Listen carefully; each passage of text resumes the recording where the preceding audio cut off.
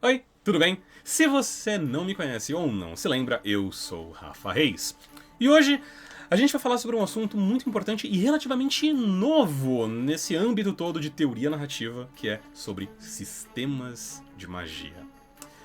Esse é um assunto que pode ser um tanto quanto delicado para algumas coisas, mas antes da gente começar o vídeo todo, como sempre, todas as vezes eu preciso fazer um prefácio.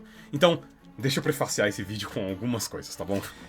Quando a gente tá falando sobre sistemas de magia, com essa definição, com essa expressão específica, é uma coisa um pouco nova. E quando eu tô falando nova, eu tô falando assim que dentro do mundo de teoria narrativa, por assim dizer, essa expressão eu acho que ela não tem nem 20 anos, quiçá não tenha nem 30 anos. Essa expressão, ela é um tanto quanto nova porque ela foi cunhada pelo Brandon Sanderson, que ele é um autor de fantasia muito renomado lá fora. Aqui no Brasil ele não é tão conhecido assim, mas lá fora ele é muito renomado. E ele meio que cunhou esse termo pra ele poder, digamos assim, trabalhar as suas próprias obras de fantasia e ficção.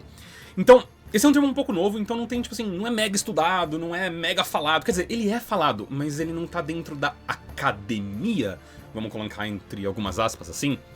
O segundo parte do prefácio, que na verdade não é um prefácio, é uma recomendação, que é esse cara que eu falei, o Sanderson, ele tem no YouTube palestras de todo um curso que ele ministrava de escrita criativa para uma faculdade nos Estados Unidos. Tá tudo no YouTube, tudo gratuito dele. E cara, se você fala inglês ou você consegue entender, vale muito a pena você assistir essas palestras todas no YouTube. A gente vai deixar aqui na descrição, porque é muito interessante e vale muito a pena. Ele não fala apenas sobre sistemas de magia, mas é muito interessante também e vale a pena conferir. Independente se você gosta ou não do Sanderson ou das obras dele, o cara ele tem muito conhecimento sobre estrutura narrativa, sobre teoria narrativa. Terceiro ponto, pra gente prefaciar essa conversa. Diversas vezes eu vou citar aqui a expressão, como eu já citei, teoria narrativa. Teoria narrativa eu tô querendo falar justamente sobre estudos que fazemos, tanto assim, academicamente falando, ou os próprios escritores, os próprios autores, sobre como que você conduz uma boa história, como que você estrutura, quais são as ferramentas que você utiliza, como que você conduz uma boa história. Existem diversos tipos de teoria, por assim dizer. Tem teoria musical, que fala do porquê que você coloca um determinado acorde de determinada forma para reproduzir uma sensação, uma experiência emocional para quem ouve. A mesma coisa vale então para teoria narrativa. E a importância da gente entender a teoria narrativa, justamente nisso que eu tô falando, de sistemas de magia, é porque o Sanderson, ele criou os sistemas de magia para ele ter uma base para poder fundamentalizar todas as outras obras que ele fosse fazer e, digamos assim, tornou isso público e que muitas pessoas viram com uma certa validade tudo que ele estava colocando. Beleza? Ah, outra coisa. Eu vou citar muitas obras aqui hoje e eu não tenho conhecimento pleno de mais da metade das obras que eu vou citar aqui. Tem algumas obras que eu nem terminei elas por completo de assistir ou de ler, mas o que importa dessas obras que eu vou citar hoje é justamente os sistemas de magia. O que, cargas d'água, são sistemas de magia? Pô, tá no nome, magia. Não é tão simples assim. Tem razão, é magia. O Sanderson, ele criou por causa que ele é um autor de fantasia, ele utiliza de magia nos livros dele, então ele precisava de uma forma de fundamentalizar isso. Mas, na verdade, a gente está se referindo a qualquer poder. Quando a gente tá usando a palavra magia nesse caso, a gente tá se referenciando a qualquer coisa que não seja, sabe, do mundano, por assim dizer. Qualquer coisa sobrenatural que precisa de uma suspensão de descrença para poder funcionar em quesitos de poderes, de habilidades, de perdão. Ou seja, tudo que se refere a um tipo de poder sobrenatural. Pode ser magia, efetivamente falando, como a gente pode falar em Nome do Vento, como a gente pode falar em Harry Potter, como a gente pode falar em quase uma caralhada de sistemas de RPG, mas a gente pode também falar de coisas que parecem mágicas, mas que não são exatamente mágicas. Avatar, por exemplo. Em Avatar, a Lenda de Aang, a gente não tem exatamente magia, a gente tem uma disciplina de arte marcial, mas que pode ser traduzido como uma magia elemental.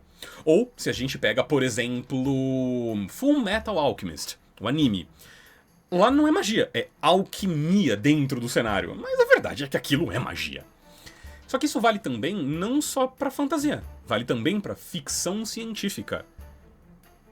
Quer dizer, quantas vezes em ficção científica a gente não tem um tipo de tecnologia que é tão distante do nosso mundo que precisa de uma suspensão de descrença pra como ela funciona? Se você pega Star Wars, por exemplo, a força, ela é um sistema de magia, literalmente nesse caso.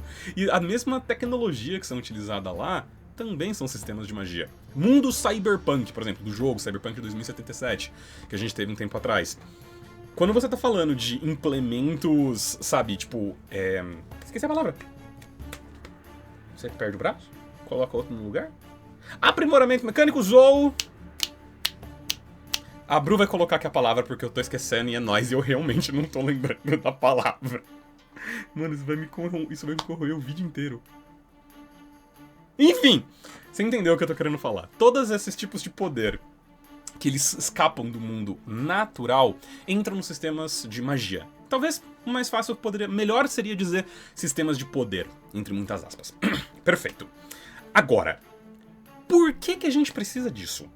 O que eu quero dizer por fundamentalizar a magia? Sabe, os poderes e como que eles funcionam.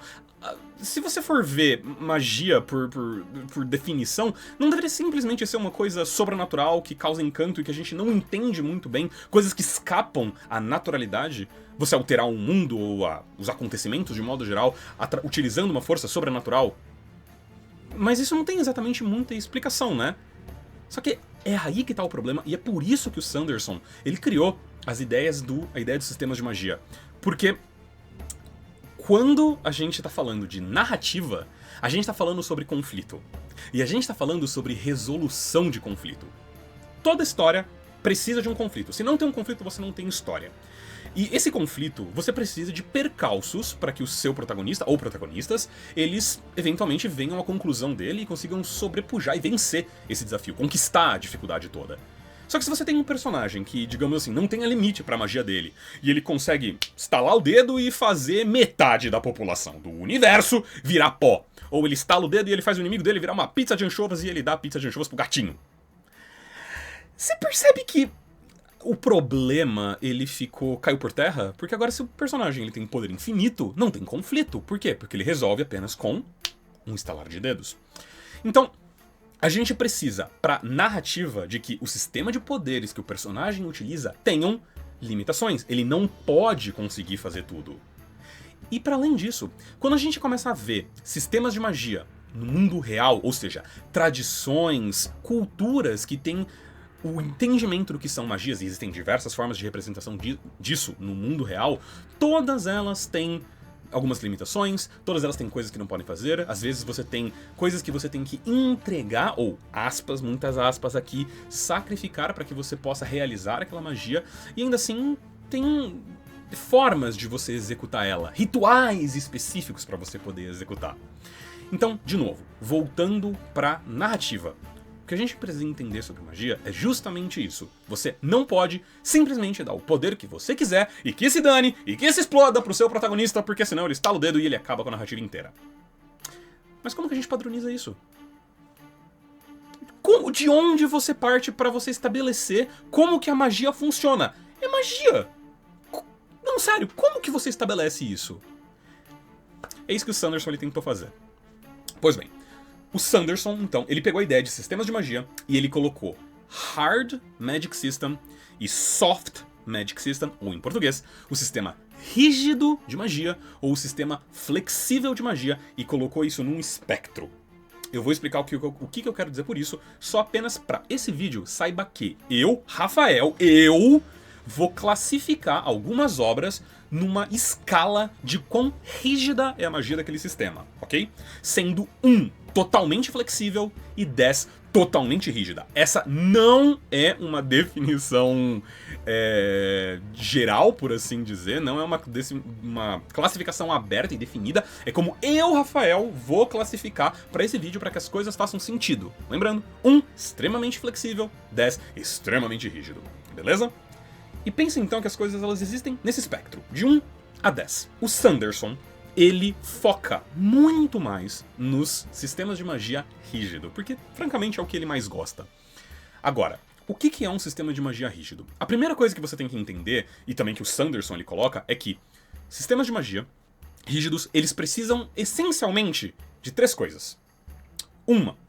Previsibilidade. Falar de previsibilidade em magia é estranho, mas é verdade. Segundo, são limitações. E o terceiro são consequências. Eu ainda vou falar das leis de Sanderson. É outra coisa, a gente vai chegar nisso. Se você sabe do que eu tô falando, espera um pouquinho. Eu não tô pulando as leis de Sanderson. Agora, vamos voltar. Previsibilidade, consequências, limitações. Previsibilidade é o seguinte, você faz A, você tem resultado B. Limitações é você não consegue fazer X ou Y ou Z com essa magia.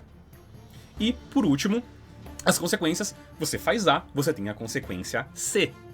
Então, vamos pegar um exemplo de Harry Potter. Eu sei. Harry Potter, eu sei. Vamos ignorar um pouco a autora aqui, né? Vamos focar um pouco na obra e no que ela representa, só para eu poder dar o exemplo. Do que eu quero dizer com isso? Em Harry Potter você tem os bruxos que eles conseguem brandir a varinha e falar uma palavra mágica e acontecer sempre o mesmo efeito. Quando você tem em Harry Potter um personagem que faz a magia Expelliarmus, você sempre vai ter o mesmo efeito. Se um deles brande a varinha e fala Avada Kedavra, você sabe exatamente o que vai acontecer. Porque você tem uma ação A e sempre um resultado B. Não há um custo nas magias de Harry Potter. Claro, você precisa conhecer a magia, você precisa saber o que você está fazendo, mas ele não tem um custo, digamos assim, físico ou uma quantidade de mana, entre muitas aspas, que você tenha que gastar. Você só tem que ter conhecimento. Em Harry Potter você sempre tem exatamente isso. Agora, não é apenas isso que a gente consegue tratar com sistemas rígidos de magia. Harry Potter, se eu fosse colocar, eu colocaria na escala que eu tô determinando pra vocês, mais ou menos na escala 7. Entre flexível e rígido de magia. De 7 pra 8, talvez até mesmo 8. Agora, eu vou, na verdade, citar aqui, pra mim, um dos principais exemplos sobre um sistema rígido de magia é a Crônica do Matador do Rei, o Nome do Vento e também o Temor do Sábio. Escreve o Portas de Pedra! Rofus, cacete! Pode deixar isso no vídeo, tá, bro? O Nome do Vento e o Crônica do Matador do Rei, de modo geral, ele tem dois sistemas de magia. Eu vou falar sobre o segundo sistema de magia depois, mas o primeiro sistema de magia, e francamente o que eu mais gosto no Nome do Vento, que é o sistema de simpatia. O que eu quero dizer? O que é o sistema de simpatia em O Nome do Vento? Basicamente ele parte do princípio de magia simpática. O que é uma magia simpática? De que as coisas estão correlacionadas. Existe correlacionamento simplesmente por material que elas são feitas, originalidade de onde as coisas vieram, né? De onde elas são oriundas, e também a proximidade de que elas têm em forma. Então, material, oriunda e forma. Basicamente, o que quer dizer? Se eu quero movimentar uma pessoa, eu quero movimentar a editora, eu quero movimentar minha social media, a Bru, linda, maravilhosa. Então, eu vou fazer um bonequinho dela com a forma dela, vou pegar um fio de cabelo, vou colocar nesse boneco, e a partir daqui eu preciso utilizar de algum tipo de força, de algum tipo de energia para que eu estabeleça uma conexão entre o boneco, que tem a forma dela, e tem um material orgânico dela, e eu movimento o boneco, e ela se movimenta. Em algumas comunidades ao redor do mundo, isso é chamado de Vodun. E sim, eu tô falando de Vodun, e não, isso não é uma forma de magia negra como a mídia retratou tantas vezes, como a cultura pop retratou por muitas vezes. Na verdade é uma cultura muito rica e muito bela, na verdade. Pois bem, isso é o princípio de uma magia simpática. Em O Nome do Vento, o Rofus, ele coloca que para você conseguir estabelecer essa conexão, você precisa criar um alar. O que é um alar? Digamos assim, é a fortitude mental que a pessoa, o arcanista, ele precisa ter para conseguir estabelecer essa conexão. E às vezes, para ele poder fazer uma magia, ele precisa estabelecer mais de uma conexão. Então ele precisa, digamos assim, dividir a concentração e o foco dele em mais de um lugar para ele poder conseguir manter essa conexão estabelecida, e ele mantém essa conexão estabelecida meramente através do poder da mente. E depois, para ele fazer a magia funcionar, ele precisa de uma força, ele precisa de um ponto de energia. Dentro do Nome do Vento, essa energia geralmente é um fogo, braseiro, energia pura. No entanto, há alguns arcanistas que utilizam da energia, do calor do próprio sangue, e quando eles terminam a magia eles ficam frios e eles começam a tremer por causa que eles estão tirando calor do próprio sangue e a temperatura do corpo baixa. Isso pode ser muitas vezes até mesmo letal. Agora, trazendo para o sistema rígido de magia que eu tô analisando aqui, olha como é interessante. Você tem uma limitação, não tem? Olha aqui entrando na regra, você precisa de uma limitação, você precisa ter o alar, você precisa ter energia e você precisa ter duas coisas para poder conectar que elas tenham proximidade. E quanto mais distintas forem essas coisas, mais difícil é essa conexão e mais energia você requer. Para além disso, o que acontece, tipo, qual que é o efeito A, não, a ação A e efeito B? Justamente o que você está aplicando de força na primeira parte da conexão. Se você conectou uma coisa e você movimentou, a outra coisa também vai ser movimentada. Se eu peguei o boneco da Bru e eu taquei ele na lareira, Tátia da Bru. Não vai ser legal. Não vai ser bacana. Tanto por isso, dentro da obra, sangue é uma coisa que é muito importante para os arcanistas, que eles não entregam para ninguém o próprio sangue, porque pode ser usado com mau intento dentro da obra do Nome do Vento. Então, perceba como todas essas coisas elas se conectam para gerar previsibilidade. Quando você entende a narrativa, quando você entende como que a magia funciona, você como interlocutor começa a pensar como o protagonista, como o personagem e como que você mesmo resolveria aquela situação. Essa que é a força narrativa de um sistema rígido de magia. Porque a partir do momento que você entende o que pode ser feito e como é feito, você para e se questiona de: putz, mas o protagonista não poderia fazer isso? Ele não tem a capacidade de fazer isso? E X, e Y, e Z? E a partir daí, você vai justamente tendo a proximidade narrativa com isso, por causa da previsibilidade. O que é muito contraintuitivo. Porque magia não deveria ser previsível. Mas por fazê-la previsível, você ganha força narrativa. Não é interessante isso? Isso é um sistema rígido de magia. E aliás, se você tá incomodado com o meu lequezinho, comecei, tá calor. Lequezinho não, né? Esse leque é imenso. Mas enfim, agora, do outro lado do espectro, nós temos o sistema flexível de magia. Tá. Rafa, você tá me falando que a força narrativa de um sistema de magia é ele ser previsível pra que o interlocutor, ele se aproxime com o que tá acontecendo, pra ele também conseguir, sabe, engajar na obra e pensar no que pode ser feito. Então, se a gente tá falando de um espectro, a magia flexível não é totalmente o contrário disso? Aham, você acertou. Totalmente o contrário. Magia rígida. O sistema de magia rígida ele tem a ver com regras, certo? Limitações, consequências, imprevisibilidade. Tem a ver com regras. O sistema flexível de magia, ele vai pro lado oposto. Você não tem regras, você tem temas. E os personagens, eles fazem magia dentro daquele tema. Só que isso também não é uma coisa muito bem, sabe, aberto. Não é exposto, assim, abertamente pra todo mundo poder falar. Assim, esse é o tema do personagem e tal. O sistema flexível de magia, ele tem a ver com espetáculo. E esse é um ponto muito forte. Ele tem a ver com encanto. Ele tem a ver com trazer pra você, interlocutor, justamente a sensação de: isso é mágico. E eu não sei o que tá acontecendo. E tá tudo bem porque eu não preciso entender o que tá acontecendo, porque isso é uma coisa espetacular. Quer um exemplo? Senhor dos Anéis. Senhor dos Anéis, vamos analisar o Gandalf. Vamos analisar o Gandalf, nosso querido mago cinzento. O Gandalf, dentro do Senhor dos Anéis, ele é um mago. Mas, cara, na boa, quantas vezes você vê ele fazendo magia? Tipo, regular, sabe? Nenhuma. Tipo, magia regularmente dele pegando a varinha e lá, não sei o que tem, e daí pirotecnia sai do corpo dele. Não, você não vê isso. Agora, sabe como você vê? Ao redor de temas. O Gandalf do Senhor dos Anéis, como ele é um mago cinzento, e todas as vezes que você vê ele interagindo com alguma coisa, ele pronuncia palavras, a voz dele duplica, triplica, decuplica de volume, a luz ao redor dele começa a alterar, e alguma coisa fantástica e fenomenal acontece. Isso não é a definição de magia? Você não sabe exatamente o que ele está fazendo, e o protagonista também não.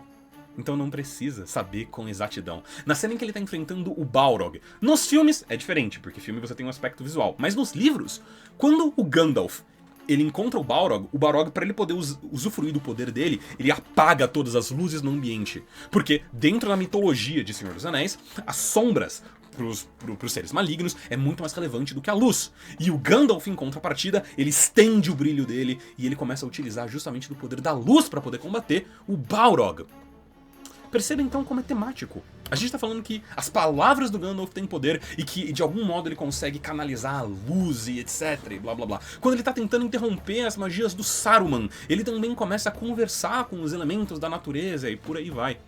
Não é muito bem definido. E essa que é a beleza da magia flexível. Você entender que você não precisa perder o sentimento de espetáculo, o sentimento de encanto quando você vai lidar com magia. E elas podem muito, muito, muito bem serem, assim, caminhar de mãos dadas. Mas, independente de pra qual lado do espectro você olhe, você vai ter problemas em ambos os sistemas de magia. Vamos falar um pouquinho de quais são os problemas de cada um desses sistemas de magia, ok? E eu vou, além depois de falar dos problemas, em como que a gente subverte um pouquinho cada uma dessas coisas. Só um momentinho, família, deixa eu ver aqui minhas anotações. Pera aí. Tá, lembrei minhas anotações. Tô sem óculos, é foda, família. Quais são os problemas? Como eu acabei de falar do sistema flexível de magia, quais são os problemas do sistema flexível de magia? É difícil de você lidar com o sistema flexível de magia com um protagonista. Porque você quer que o seu interlocutor, ele se aproxime do seu protagonista. Só que se você, interlocutor, não sabe exatamente o que o seu protagonista tá fazendo, se você não entende, tipo, as regras, como que você cria essa previsibilidade que o sistema rígido de magia faz muito bem? É muito delicado. Porque se você começar a explicar muita coisa, você perde o encanto. Porque você entende, e daí deixa essa magia virar ciência. E aí?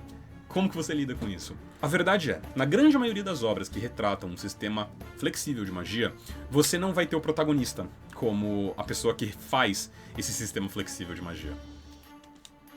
É muito raro. Veja, por exemplo, as obras do Hayao Miyazaki, do Estúdio Ghibli. O Estúdio Ghibli, na verdade, ele não é nem que ele tem um sistema flexível de magia, ele tem um mundo flexível, por assim dizer. Você não entende o que tá acontecendo. E a protagonista, ela tá tão perdida ali pra ela poder se encantar junto com você, interlocutor. Mas Rafa, eu quero porque sim, porque eu quero fazer um sistema flexível de magia e eu quero que meu protagonista seja a pessoa que vai usar o sistema flexível de magia. Eu te entendo, eu também quero. E eu já fiz várias tentativas nisso e falaremos um pouco disso ainda mais pra frente. Lembra que eu falei do Nome do Vento? Pois é, o Nome do Vento ele também tem outro sistema de magia, que é o sistema de nomeação. Assim como o Hofus, ele partiu de uma magia, um exemplo do mundo real, para poder falar de magia simpática, aqui ele também parte do mundo real, que são a regra do nome, the law of name, que parte justamente de cultura folclórica já assim de muito tempo atrás. Tipo, procura os contos de Rumpelstiltskin, por exemplo, que você vai ouvir falar da Law of Names. E aonde ele diz que se você sabe o nome verdadeiro sobre alguma coisa, você tem poder sobre ela. E a busca do personagem, tá no nome do livro, é encontrar o nome do vento. Aonde, se ele tiver e descobrir o nome do vento, ele pode pronunciar o nome do vento e a partir daí ele tem controle sobre aquela coisa. No livro, o nosso protagonista busca isso. E quando os momentos em que ele encontra, digamos assim, que ele consegue executar essa magia, ele não sabe muito bem o que ele tá fazendo. E a própria voz do narrador deixa muito claro de que alguma coisa grandiosa aconteceu, mas que o próprio protagonista ele não sabe muito bem como aconteceu. Lembra, você tem que focar na temática. E isso é muito importante em sistemas flexíveis de magia. Temática. No entanto, quem tá falando isso sou eu, tá? Eu não sei se o Sanderson, ele elaborou muito sobre sistemas flexíveis de magia. Eu acredito que não, porque ele elabora muito nos sistemas rígidos de magia. Então isso quem tá falando sou eu. Veja só você. Agora, o sistema rígido de magia. Cara, o grande problema do sistema rígido de magia é que ele deixa de ser magia. Ele vira ciência. Se você sabe exatamente como aquela coisa funciona, então, como eu falei, a magia trata com o sobrenatural. Trata com o desconhecido. Mas então o sistema rígido de magia, não. Você sabe como tá acontecendo. E aí você perde o encanto. Puta, que droga, né, cara? Perder o encanto é justamente... Não deveria ser justamente por isso que a gente tá utilizando magia? Então, a grande questão é, quando você for trabalhar com um sistema rígido de magia, você não pode se perder demais, assim, por assim dizer, em tudo como tudo funciona. E você tem que aprender a subverter as expectativas do seu público. E eu vou falar disso, sobre subversão, como eu já disse antes, agora que eu for falar sobre as leis de Sanderson. Então, toma cuidado quando você for fazer um sistema rígido de magia, de não deixar ele, digamos assim, rígido demais, porque senão você não tem espaço para poder trabalhar. E eu vou citar aqui uma coisa que não é literatura per se, não é romance, mas que é RPG, Dungeons and Dragons. Eu gosto de D&D, eu tô um pouco enjoado de D&D, mas eu gosto. Agora, sabe o que eu desgosto do sistema de D&D? Que, assim, cara, que me dá, assim, agonia. É que você sempre tem magia A com efeito B.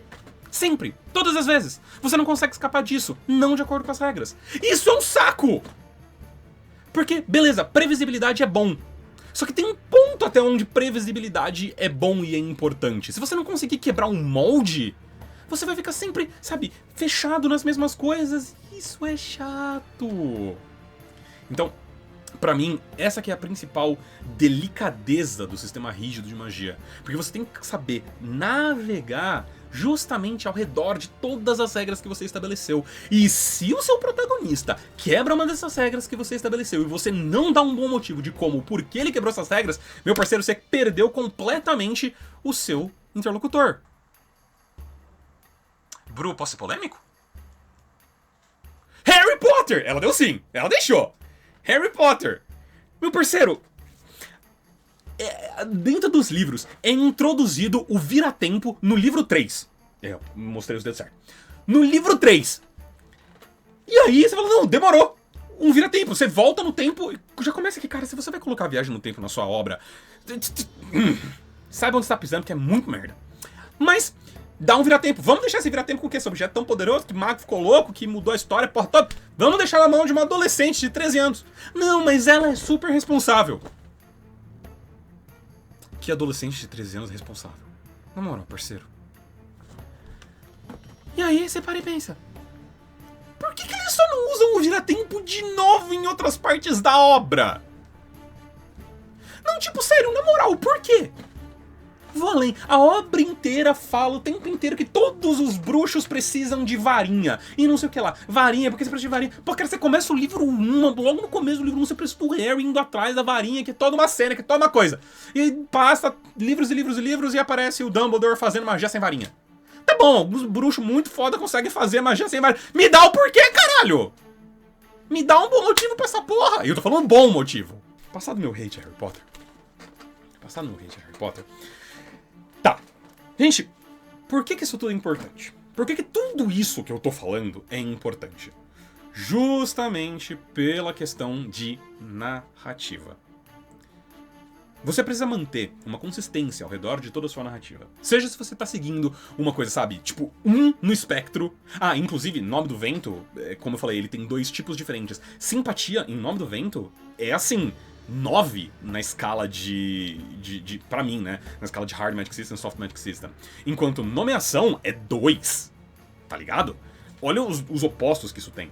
Então, você tem que manter uma consistência dentro do sistema de magia que você escolhe utilizar dentro da sua obra. É por isso que eu estava falando, logo no comecinho no prefácio, sobre teoria narrativa. Por quê? A teoria narrativa, ela serve como, olha, você faz isso, você geralmente vai ter uma resposta emocional, isso. Essa e essa forma são as coisas importantes de se seguir quando você está criando uma obra. De modo geral, você precisa ter um conflito. Como eu falei, isso é teoria narrativa. Você vai seguir isso porque é pensado e estudado, já foi reproduzível e já foi provado que funciona as ferramentas que você utiliza em teoria narrativa. E aí que o Sanderson ele faz esse esforço todo pra deixar muito claro, pra explicar o que são sistemas de magia e é onde ele entra também com as leis de Sanderson, que são leis entre muitas aspas que você tem que seguir como molde dentro no exercício de teoria narrativa para você poder trabalhar isso tudo dentro da sua obra. E ele tá falando de trabalhar narrativamente falando. Primeira lei de Sanderson. A sua capacidade como escritor de resolver um problema está diretamente relacionada com a capacidade que o interlocutor tem de entender a magia. Você quer uma coisa mais de magia rígida do que essa? Não há! Não há! Como eu falei, você gosta muito de magia rígida. De novo, a sua capacidade como autor de resolver um problema utilizando magia está diretamente relacionada com a capacidade do interlocutor de entender tal magia. O que isso quer dizer? Se você tem um sistema de magia como Avatar, Avatar a Lenda de Aang, em que você tem um personagem que você só é apresentado que ele dobra a terra. Só terra. Apenas isso. E você não é apresentado em nenhum outro momento a possibilidade de dobra de metal na obra. Em nenhum momento isso é apresentado. Se do nada esse personagem aparece dobrando metal para resolver um problema, querido, você fez um Deus Ex Machina. Não importa que isso faça sentido dentro do seu sistema de magia. Não importa que seja possível.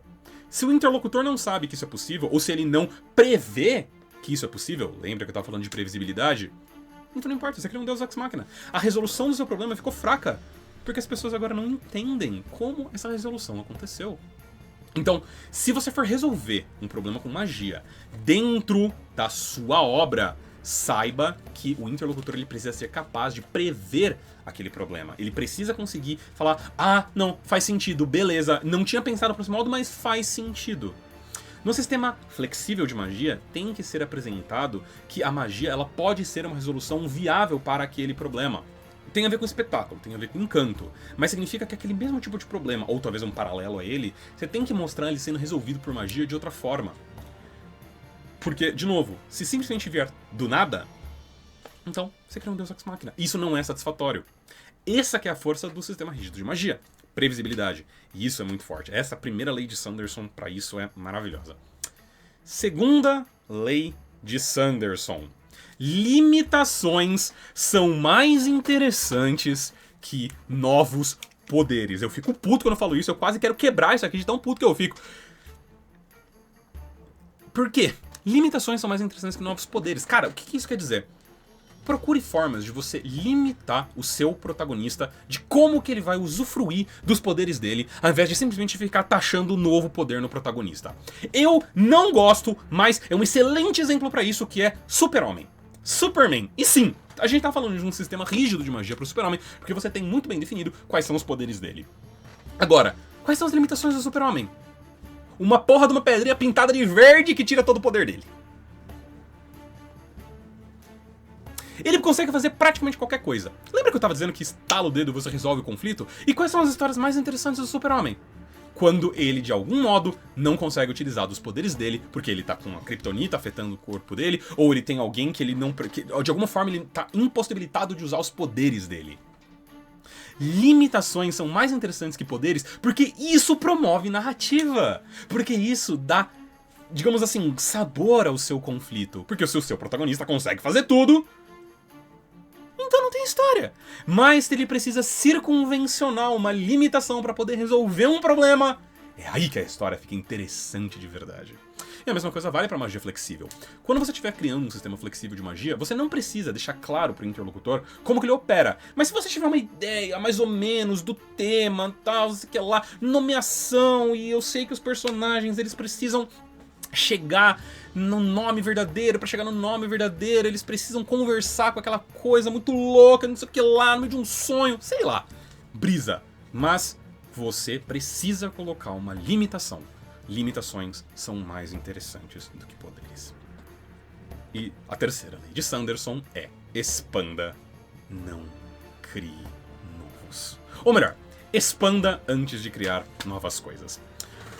E isso, sendo muito franco, vale pra, de certo modo, até também pra criação de mundo, pra world building.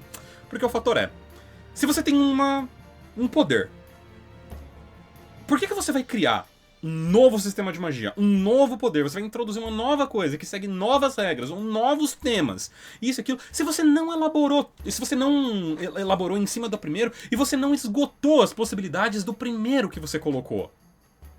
E aqui aonde entra a questão de subversão. Veja de novo Avatar, a Lenda de Aang, e como isso é fenomenal em Avatar. Em Avatar, a Lenda de Aang, quando a gente finalmente tem a Toph dobrando metal por muito e muito tempo, a gente fica se questionando em, cara, mas e metal? Metal não tá perto ali de terra? Não é terra processada? Se ela dobrar rocha e não conseguiria dobrar metal? A gente sempre fica questionando isso por várias e várias vezes, em diversos momentos. Eu, pelo menos, ficava quando eu tava assistindo pela primeira vez. Então, ele cria essa questão toda porque você vê antes um dobrador de água dobrando a água dentro dos cipós. Ele faz um bicho de pântano e, pô, ele tá dobrando a água dentro dos cipós. Pô, que irado, cara! Ele não tá quebrando as regras. Ele não tá passando a limitação dele de apenas dobrar água e precisar dos movimentos de artes marciais pra poder dobrar a água. Só que ele encontrou uma forma nova de fazer esse poder. Porra, cara, isso é interessante pra caramba, não é? E a mesma coisa vale então pra dobra de metal. E aí, quando a gente finalmente tem a Toph dobrando metal naquela cena gloriosa... Bru, por favor, bota aqui a cena. vai ver que todos os elementos são um só, 4 partes do mesmo todo. Até o metal é só uma parte da Terra, que foi purificada e refinada.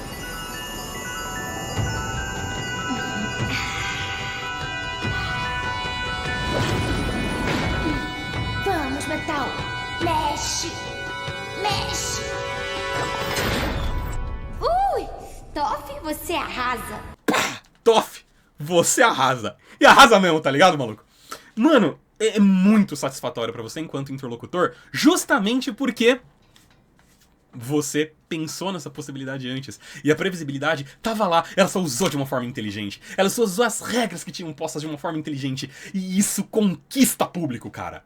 E a mesma coisa vale pra Katara, quando ela finalmente dobra sangue. Ué, se dá pra dobrar água dentro de cipó, não dá pra dobrar água dentro de uma pessoa? Dá. Dá. E olha como isso é bom, cara. E é isso que o Sanderson ele quer dizer com elabore, expanda antes de criar o novo. E isso de fato vale, como eu tava falando, para world building. Fazendo um paralelo, eu vou falar de world building sobre a perspectiva de criação de mundo e world building ainda. De criação de mundo e world building. De world building e sistemas de magia. Opa, e aí, gente, beleza? Espero que vocês estejam gostando do vídeo. Rafa do Futuro aqui. Gente, eu só tô vindo aqui, na verdade, pra falar sobre esse comentário de futuramente falar sobre world building e sistemas de magia, sobre criação de mundo com a base em sistemas de magia.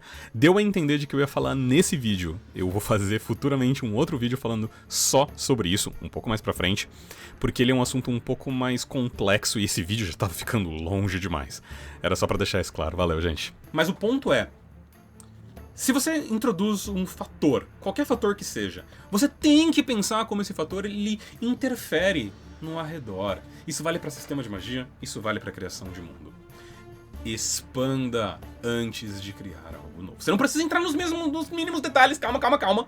Mas saiba pelo menos como essas coisas se ramificam. Certo? Ok, legal. Beleza. E como eu vejo isso? Como eu tô falando aqui com você, Rafa Reis, veja essa situação toda. Então, o que eu vou colocar pra você é o seguinte. Eu acho que as leis de Sanderson, elas são muito belas, muito bonitas, e eu acho que elas funcionam pra muita coisa. Mas, como tudo em teoria narrativa, em teoria musical, tudo, isso é um molde. E, na minha opinião, moldes foram feitos pra serem quebrados se você tiver uma intencionalidade apropriada, se você souber o que você tá fazendo e qual resultado você quer obter por quebrar essas regras. Você tem que ter uma intenção quando você vai quebrar alguma coisa. Então, um personagem, ele não tem limitações. Mano, então as consequências pro poder dele tem que ser absurdas. E se ele não tiver nenhuma consequência pros poderes?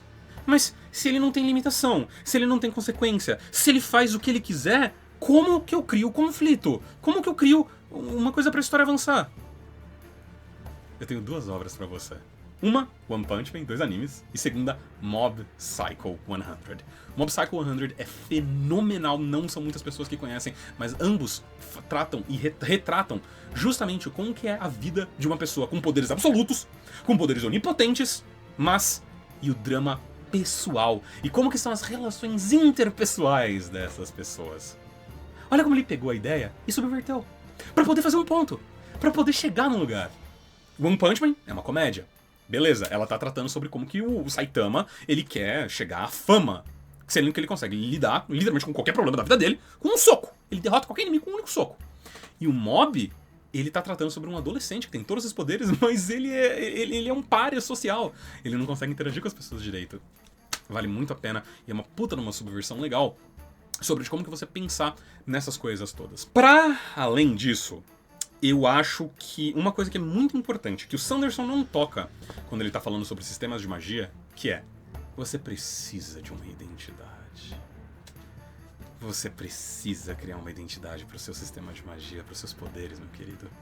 Não adianta simplesmente você estabelecer um monte de regra legal e um monte de coisa única e, sabe, conseguir fazer temas pra sua obra de sistema flexível de magia, ou, sabe, tipo, em toda uma forma, uma coisa intrínseca e legal de como funciona o seu sistema rígido de magia, se você não dá uma identidade pra ele.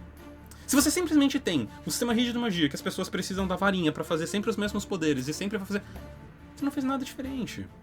Ah, qual que é a identidade das magias de Harry Potter? Ah, não, mas eles precisam da varinha e eles falam palavras. Tá, e a única coisa que muda de magia pra magia é o raio laser que sai da varinha. Oh, não muda nada. Então, o que eu quero dizer com identidade? Vamos continuar aqui nos exemplos que eu tô dando. Avatar. Cara, Avatar é um sistema de magia que ele relaciona magia elemental, controle elemental, com artes marciais. E ele se baseia no mundo real para poder fazer essas artes marciais. Bagua, com a dobra de ar, Kung Fu Shaolin do Norte, com a dobra de fogo, Hungar, com a dobra de terra, e Tai Chi, para a dobra de água. E quando ele correlaciona isso tudo, ele faz os movimentos, cara, te cria uma sensação de, porra, oh, isso é legal, isso é bacana. Por quê? Porque tem uma identidade própria. E puta, como isso é legal de você ver essa identidade ganhando forma. Dentro do Nome do Vento, você tem a simpatia, que ela não tem muitos fatores e fenômenos estéticos e visuais para você poder dar uma identidade para ela. Mas a partir do momento em que você tá colocando que você precisa de duas coisas e correlacionar essas duas coisas através da sua força mental, e a partir daí você vai colocando que os personagens precisam ser inventivos e engenhosos em como eles vão conectar as coisas, quais são os pontos que eles vão fazer de conexão e a forma como as regras operam, você está criando uma identidade. A identidade, ela não é só visual. Full Metal Alchemist. Cara, como que funciona a magia de Full Metal Alchemist? Você precisa de um selo de transmutação em que eles precisam desenhar fórmulas matemáticas e a porra toda pra poder conseguir fazer a magia deles funcionar. E daí tem gente que tatua isso, tem gente que usa luvas, tem gente que usa, sabe, em armas. Porra, é muito! E tem muita identidade nessa coisa toda. Então, esse que é um dos principais pontos, pra mim, que o Sanderson não aborda. Você tem que conseguir criar uma identidade própria pro seu sistema de magia. Ele tem que ser reconhecível. Ele não pode ser o sistema de magia genérico 29. Você tem que ter uma identidade pra ele. O que mais a gente vai falar?